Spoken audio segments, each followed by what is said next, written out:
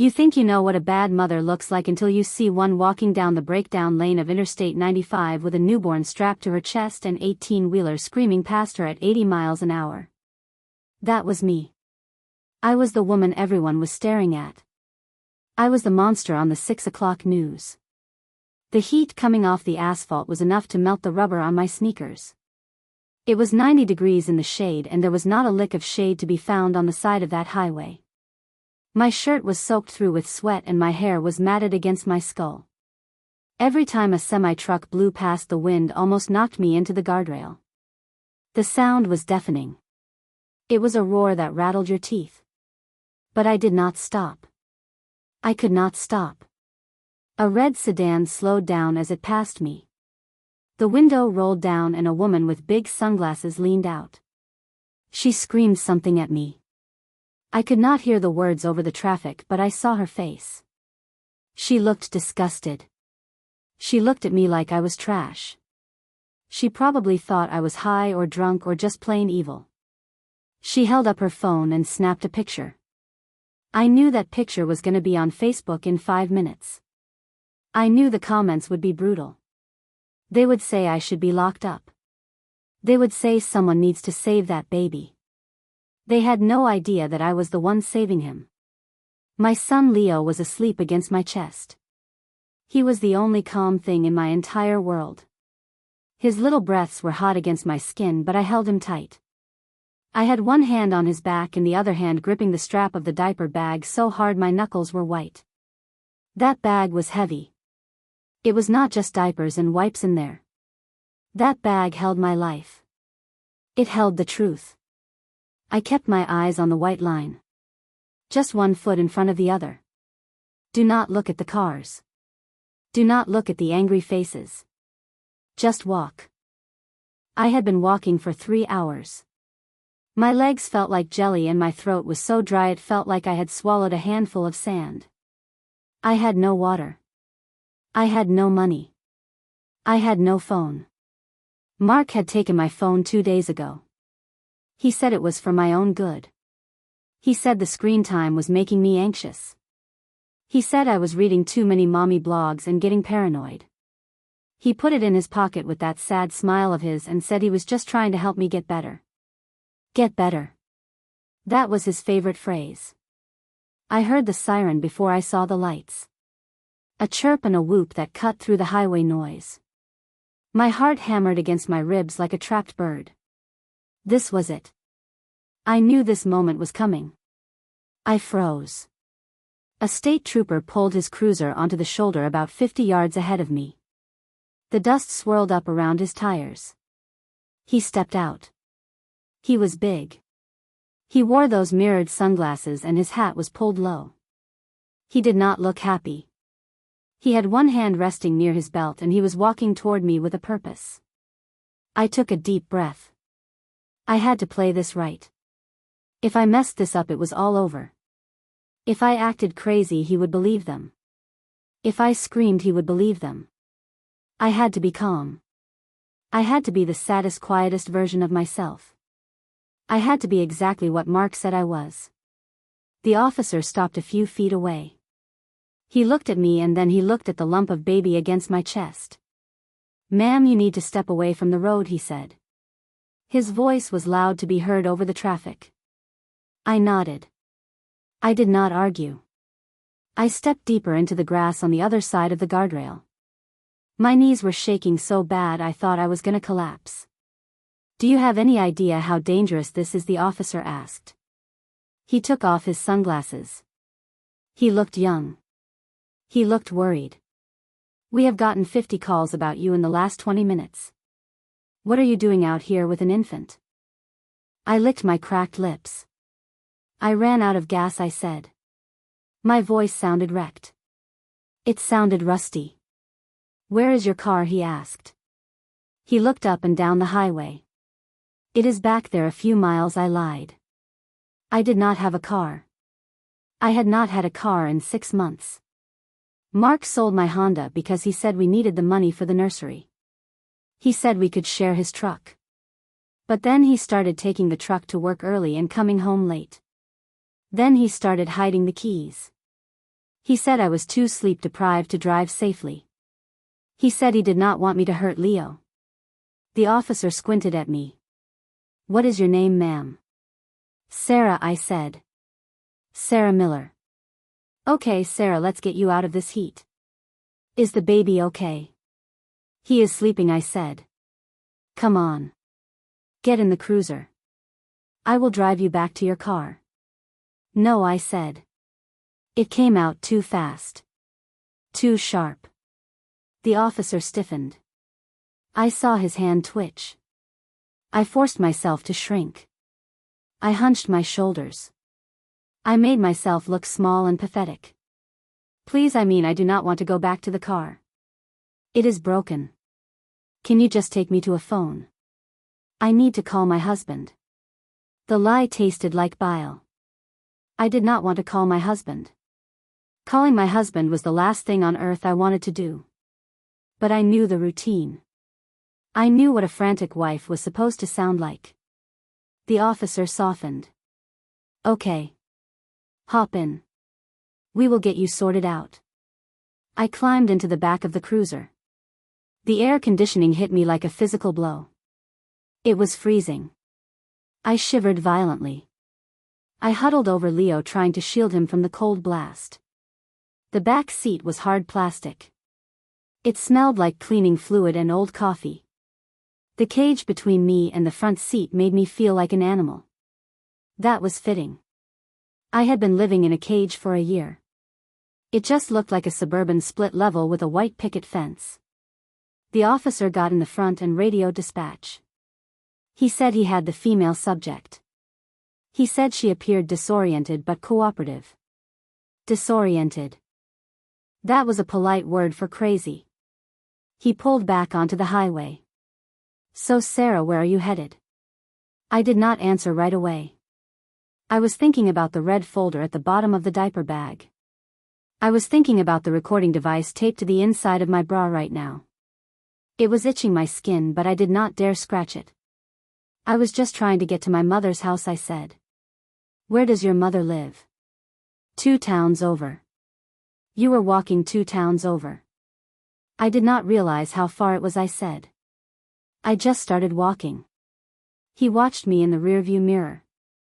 I could see his eyes. He was putting the pieces together and he was getting the wrong picture. He was seeing a woman suffering from postpartum psychosis. He was seeing a danger to society. "We are gonna take a ride to the station, Sarah," he said. "It is safer there. We can contact your family and get social services to come take a look at the baby." Social services. The words made my blood turn to ice.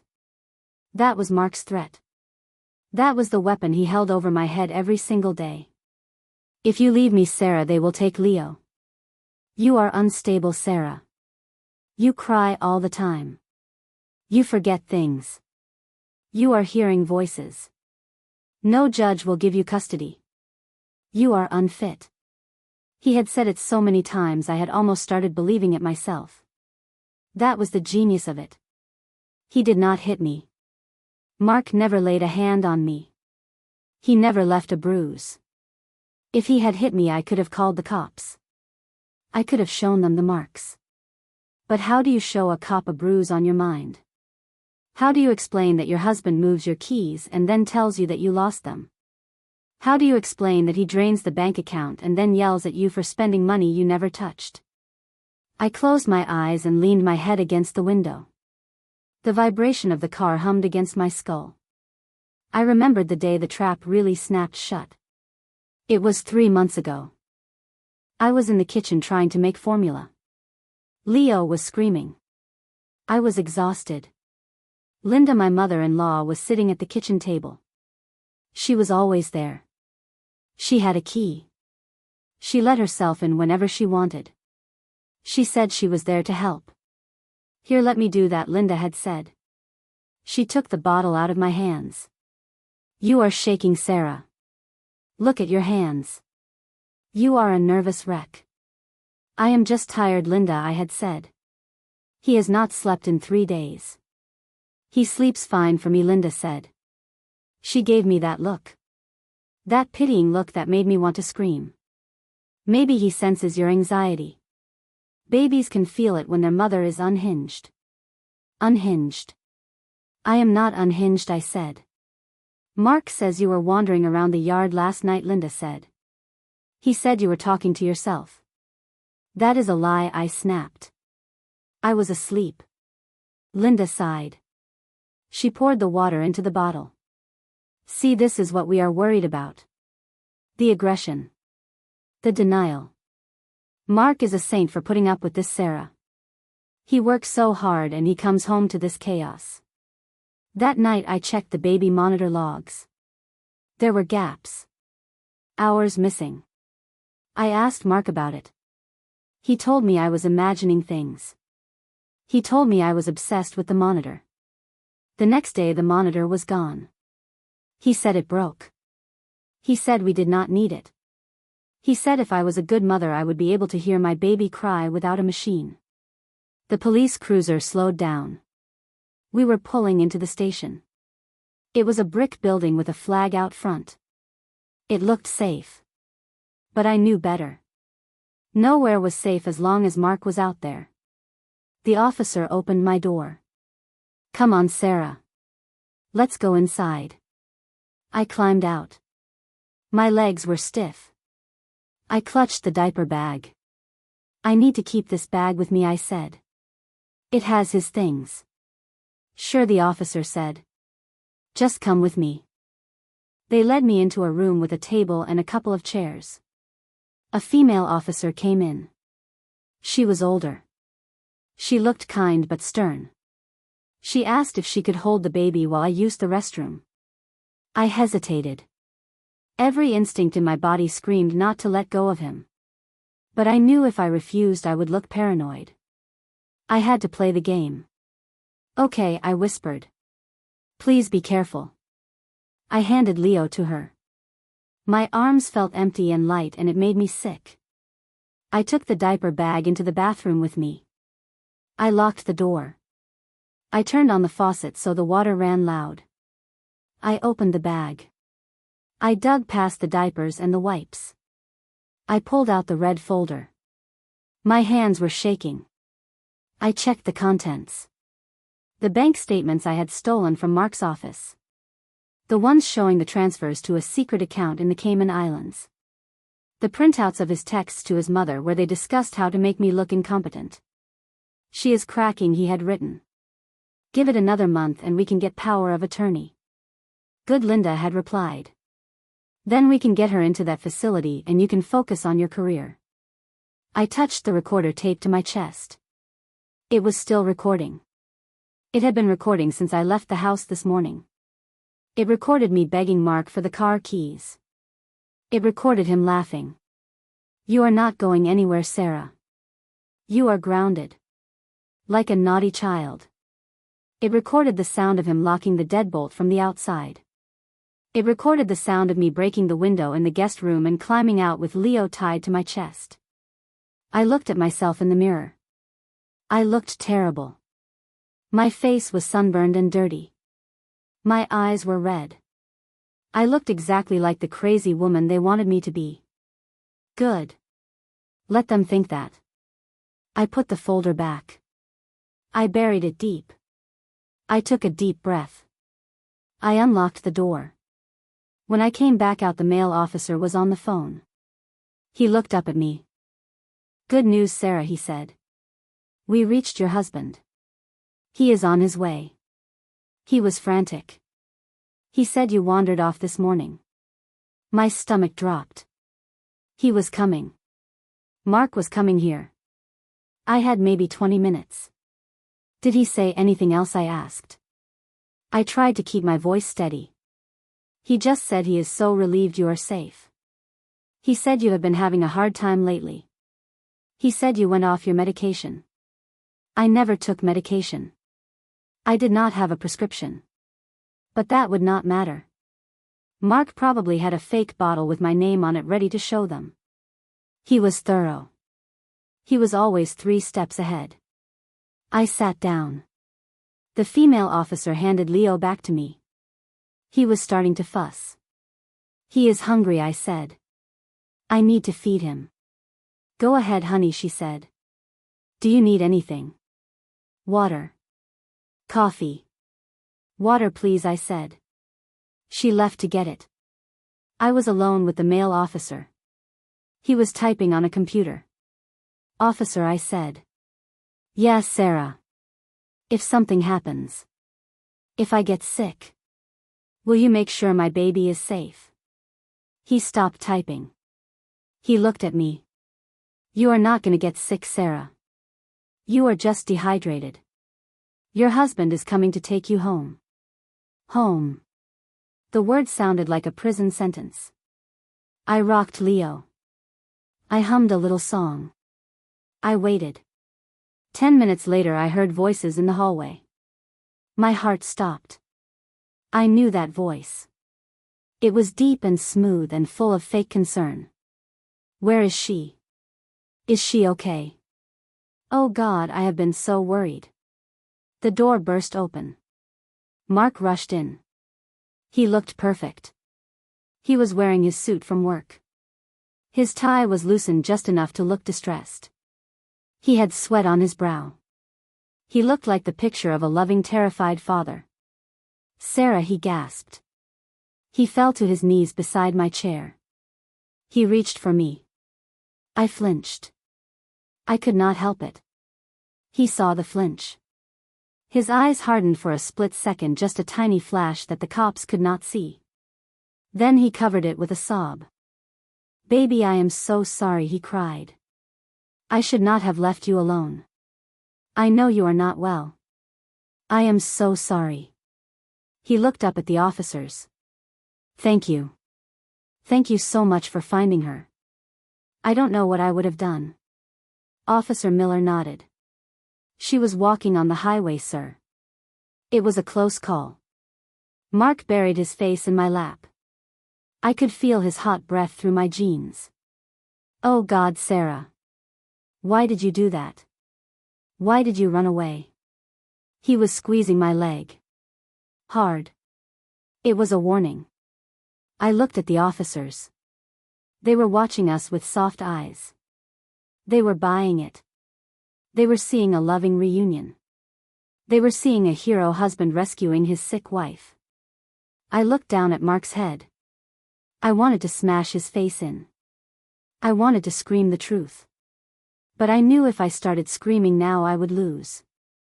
I had to wait. I had to wait for the perfect moment.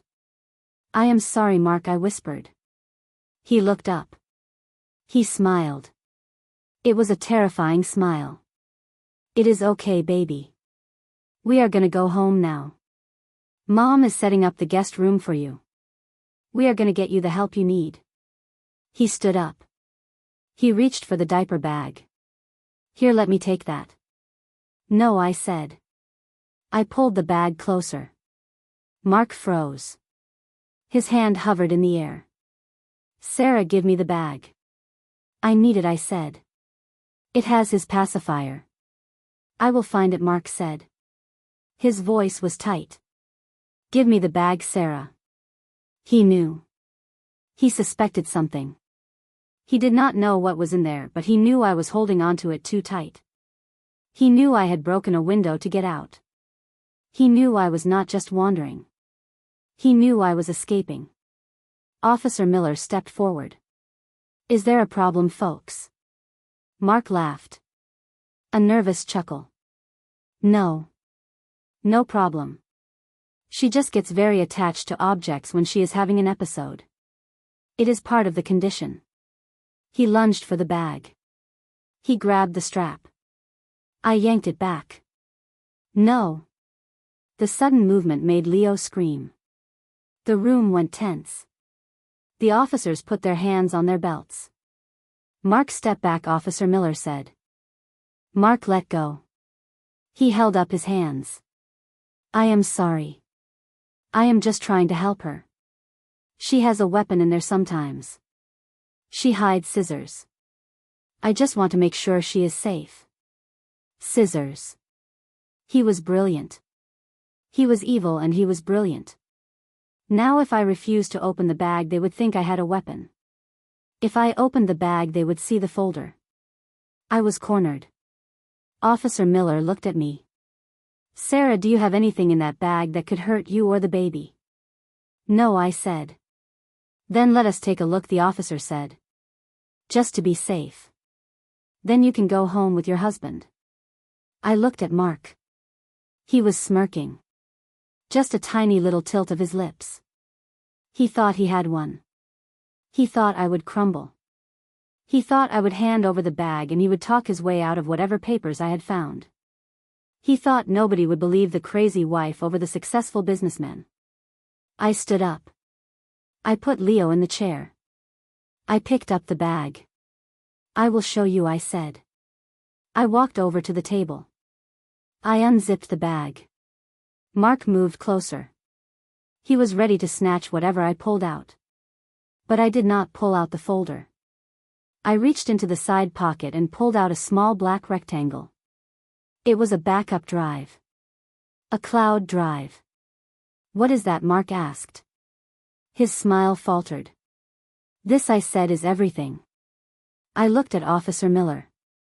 I do not want to go home with him. I want to file a report. And I want you to listen to this. I pressed the button on the recorder taped to my chest. A red light beeped through my shirt.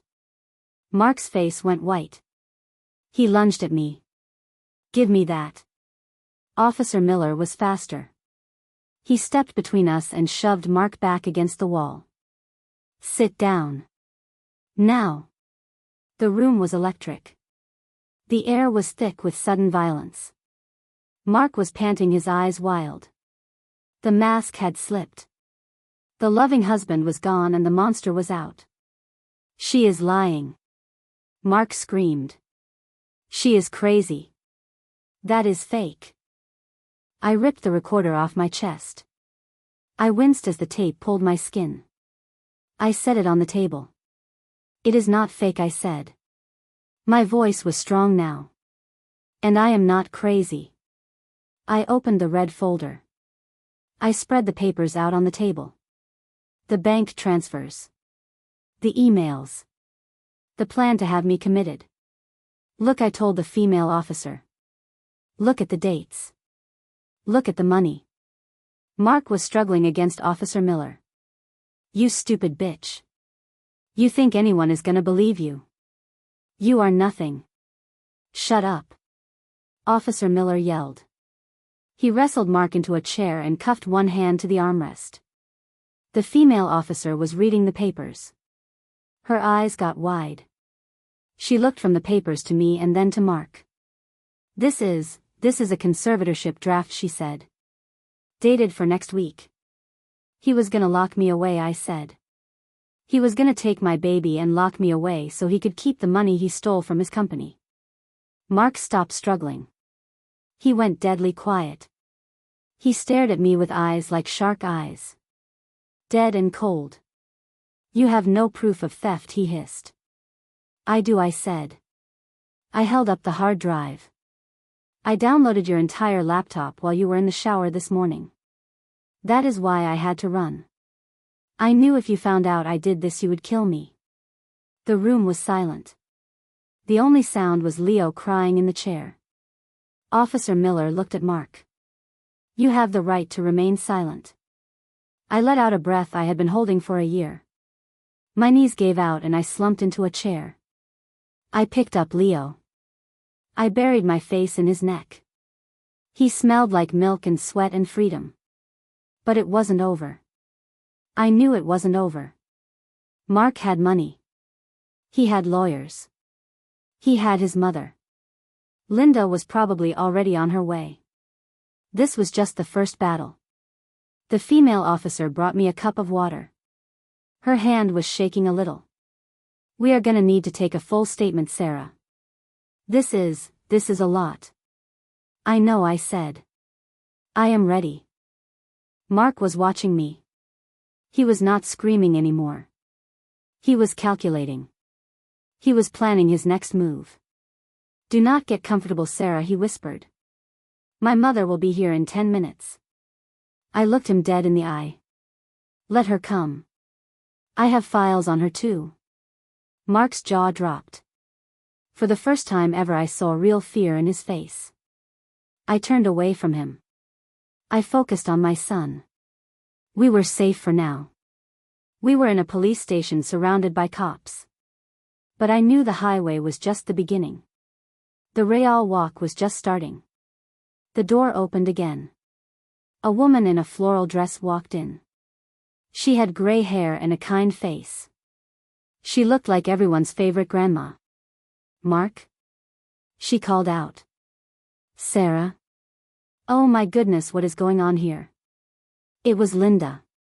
She looked at Mark cuffed to the chair. She looked at me. Her eyes didn't change. Her smile didn't waver. "Officer, there has been a terrible misunderstanding," Linda said. She opened her purse. "I have Sarah's medical records right here. She is having a breakdown." I felt a cold chill go down my spine. She was good. She was really good. Officer Miller looked at the papers Linda was holding. Then he looked at the evidence on the table. "Ma'am, step back," he said. "I am just trying to help," Linda said. She took a step toward me. "Sarah, honey, give me the baby. You are not yourself. Do not come near me," I warned. Linda laughed. A soft, gentle laugh. "Oh, honey. You are making a scene. Come on. Let's go home." She reached for me. I said, "Back off." I yelled. Linda stopped. She looked at the officers. "See? She is violent. She is a danger to the child." It was happening again. The twisting. The turning. The gaslighting. It was like a suffocating blanket. But this time I had a knife to cut through it. "Officer," I said. "Ask her about the account in her name. The one ending in 459. Linda froze. Her face went slack. "Ask her how much money Mark transferred into it last week," I said. Linda dropped her purse. It hit the floor with a heavy thud. "I think you both need to sit down," Officer Miller said. He unhooked his radio. "Dispatch, I need a detective down here. Financial Crimes Unit." I watched the color drain out of Linda's face. I watched Mark close his eyes in defeat. I looked down at Leo. He had stopped crying. He was looking up at me with his big blue eyes. "It is okay, baby," I whispered to him. "Mommy has got this." And for the first time in a long time I believed it. You think seeing your husband in handcuffs is the end of the movie, but it ain't. It is just the intermission. The real fight starts when the adrenaline wears off and you realize you have $5 in your pocket and nowhere to sleep. Linda tried to run. The second Officer Miller called for the detectives she grabbed for her purse. She tried to play it off like she was just confused. She said she needed to call her lawyer. She said she was feeling faint. But the room had changed. The cops were not looking at her like a sweet grandma anymore. They were looking at her like a suspect. Officer Miller stepped in front of the door. "You are gonna want to stay put, ma'am," he said. Linda turned to me. Her face was a mask of pure venom. "You ungrateful girl," she hissed. "After everything we did for you. We gave you a home. We gave you a life. You gave me a cage," I said. My voice did not shake this time. 2 detectives showed up 10 minutes later. They were serious men in cheap suits who smelled like tobacco and rain. I gave them the hard drive. I gave them the folder. I sat there for 4 hours explaining every single piece of paper. I told them about the gaslighting. I told them about the isolation. I told them how Mark funneled money from his construction business into fake accounts under Linda's name to hide it from the IRS and from me. When they finally took Mark and Linda away, Mark did not look at me. He looked at the floor. He was done. He knew the numbers would not lie. You can charm a cop, but you cannot charm a bank statement. But then the station went quiet. The officers went back to work. And I was sitting on a metal chair with a sleeping baby and a diaper bag and absolutely nothing else. Officer Miller came over. He looked tired.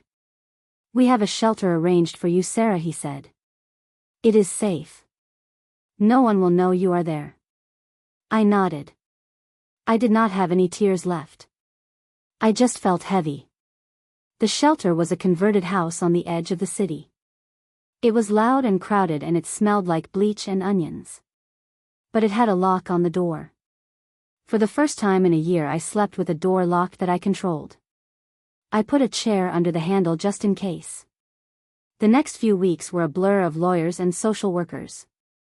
The story broke on the news. That was the hard part. The picture of me walking on the highway had gone viral. Millions of people had seen it. The comments were still rolling in. I borrowed a computer at the library to check my email and I made the mistake of looking at the photo. It was everywhere. People were calling me a meth head. They were calling me a zombie. They made memes out of my sweaty, exhausted face. I wanted to scream at the screen. I wanted to tell them I was fighting for my life. But I stayed quiet. I let the lawyers do the talking. Mark's high-priced legal team tried everything. They tried to get the evidence thrown out. They claimed I stole the hard drive illegally. They claimed I was mentally incompetent and that the recordings were manipulated. But I had the audio. We went to court 3 months later. I walked into that courtroom wearing a suit I bought at a thrift store. I held my head high. I saw Mark at the defense table. He looked thinner. He looked mean. He stared at me trying to intimidate me. Trying to make me feel small again. I looked right through him. The prosecutor was a sharp woman named Rodriguez. She played the tapes for the jury. The whole courtroom listened to Mark's voice filling the air. "You are garbage, Sarah. You are nothing without me. If you try to leave, I will make sure you never see Leo again." I watched the jury. I saw a woman in the front row cover her mouth. I saw a man shake his head. They heard the cruelty. They heard the cold, calculated abuse. Then came the financial evidence. It was boring compared to the tapes, but it was deadly. Wire fraud. Embezzlement. Tax evasion. Mark and Linda had stolen over $2 million. They were not just abusers. They were criminals. When I took the stand, Mark's lawyer tried to tear me apart. He asked me why I did not leave sooner. He asked me why I walked on the highway instead of calling 911. I leaned into the microphone. "Because he took my phone," I said. "Because he told everyone I was crazy. Because when you are told every single day that you are worthless, you start to believe it. I walked on that highway because it was the only road out of hell." The lawyer had no more questions. The jury deliberated for 4 hours. When they came back, the room was so silent you could hear the air conditioning humming. Guilty. On all counts. Mark let out a sound like a wounded animal. Linda just sat there staring at the wall. They were going away. For a long time. I walked out of the courthouse and the air felt different. It felt lighter. The press was there. The cameras were flashing. But this time I did not hide. A reporter thrust a microphone in my face. "Sarah, how do you feel?" I looked at the camera. I thought about the woman in the red sedan who had screamed at me on the highway. I thought about the millions of people who judged me without knowing my story. "I feel free," I said. "And I want everyone to know that just because you cannot see the bars does not mean you are not in a prison. If you are walking on that highway right now, just keep walking. Do not stop." I got into my car. It was a beat-up old sedan I had bought with the money from a victim's assistance fund. It was ugly and it rattled when it started, but it was mine. The title had my name on it. I drove to the daycare to pick up Leo. He was 6 months old now. He was sitting up and laughing. When he saw me, his face lit up. He reached out his chubby little arms. "Hey buddy," I said. I picked him up and buried my nose in his neck. We did it. I strapped him into his car seat. I got in the driver's seat and put my hands on the wheel. I looked in the rearview mirror. The woman looking back at me was different. Her hair was cut short. Her skin was clear. Her eyes were not scared anymore. They were fierce. I put the car in drive and pulled out onto the road. I passed the entrance to the highway. Interstate 95. The same road I had walked on that blistering hot day. I slowed down as I passed the breakdown lane. I could almost see the ghost of myself walking there. The sweaty, terrified woman with the matted hair. I wanted to reach back in time and hug her. I wanted to tell her that she was stronger than she knew. I drove past the spot where the state trooper had picked me up. I kept driving. I rolled down the window and let the wind hit my face. It was not a scary wind anymore. It was fresh. I was not just Sarah the victim. I was not just Sarah the crazy woman on the highway. I was Sarah the survivor. And I had a long road ahead of me, but I was gonna drive it myself. I looked back at Leo in the mirror. He was asleep. "We are going home," Leo the first whispered. And this time I really meant it.